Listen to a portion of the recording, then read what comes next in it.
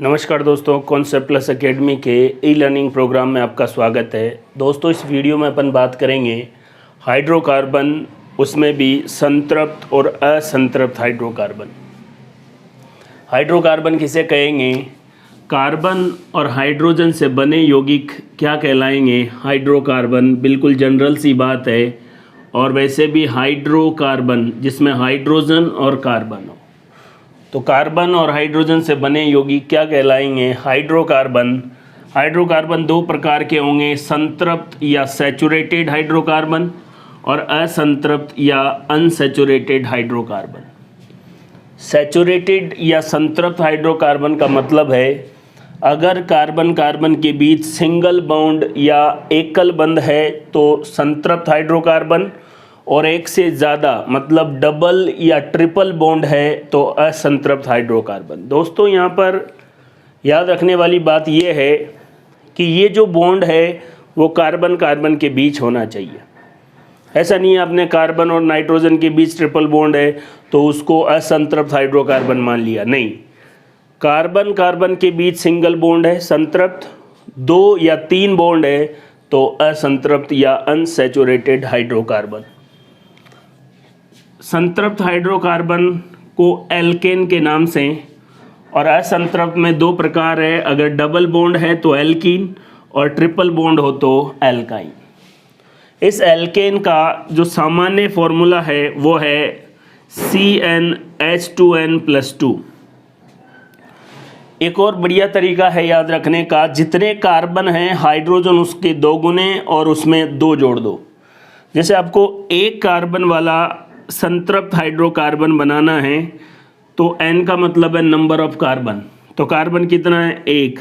Hydrogen जितने carbon है उसका डबल करके दो जोड़ दो, तो एक का डबल दो और दो में दो जोड़ दिए तो चार। और इसी को याद रखो, क्या कहते हैं? मेथेन। प्राकृतिक गैस इसी को कहा जाता है नेचुरल गैस।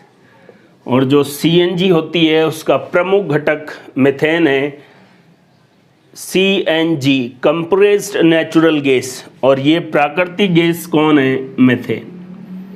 अगर दो कार्बन वाला हो तो कार्बन दो, हाइड्रोजन उसका डबल करके चार, चार में दो जोड़ दिए तो कितने हो गए? 6। इस प्रकार से आप क्या बना सकते हैं? संतृप्त हाइड्रोकार्बन, जिनको क्या कहा जाता है? एल्केन। और एल्केन का सामान्य सूत्र क्या है? CnH2n+2। सबसे महत्वपूर्ण बात, इन एल्केन को पैराफिन्स कहा जाता है। पैराफिन्स संतृप्त हाइड्रोकार्बन को कहा जाएगा।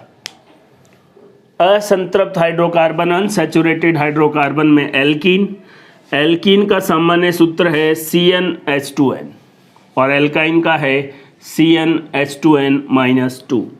तो दो कार्बन वाला होगा तो हाइड्रोजन उसके डबल, तीन कार्बन वाला होगा हाइड्रोजन उसके डबल। इसमें क्या होगा? जितने कार्बन है हाइड्रोजन उसका डबल करके दो घटा देंगे, तो कार्बन कितने? दो। हाइड्रोजन चार, चार में से दो घटा दिया दो, तीन डबल 6, उसमें से दो घटा दिया, कितना हो गया? 4।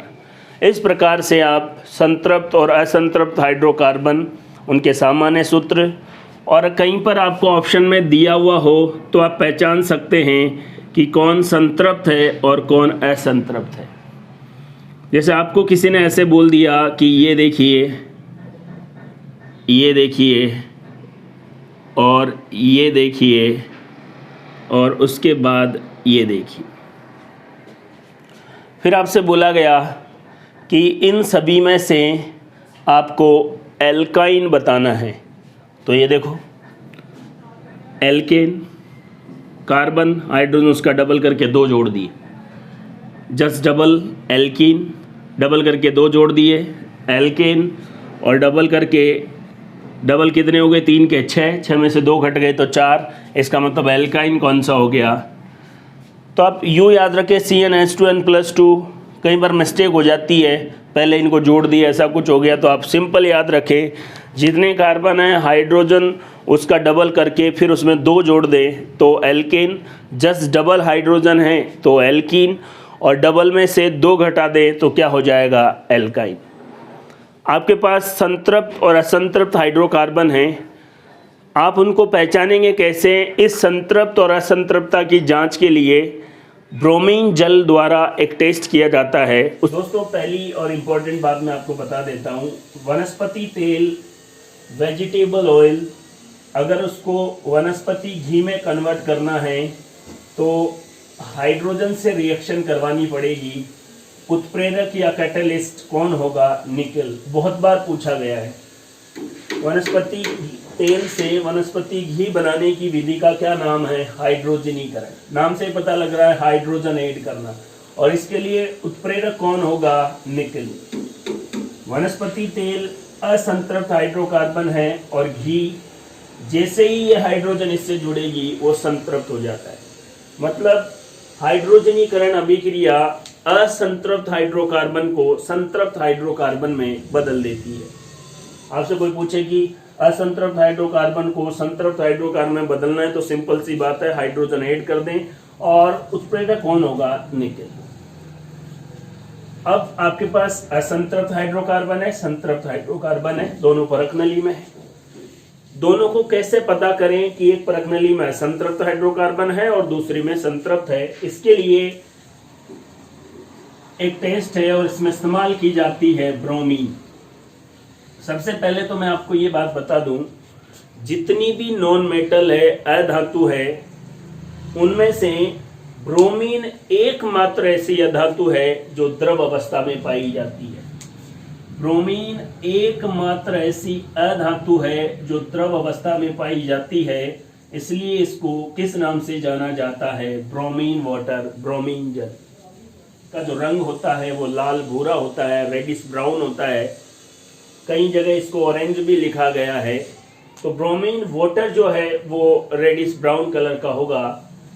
अगर आप इसे एक सॉल्यूशन में डालते हैं और ये लाल भूरा रंग गायब हो जाएगा, अगर ये कलरलेस हो जाए, इसका मतलब इस परख नली में कौन सा हाइड्रोकार्बन है? असंतृप्त हाइड्रोकार्बन।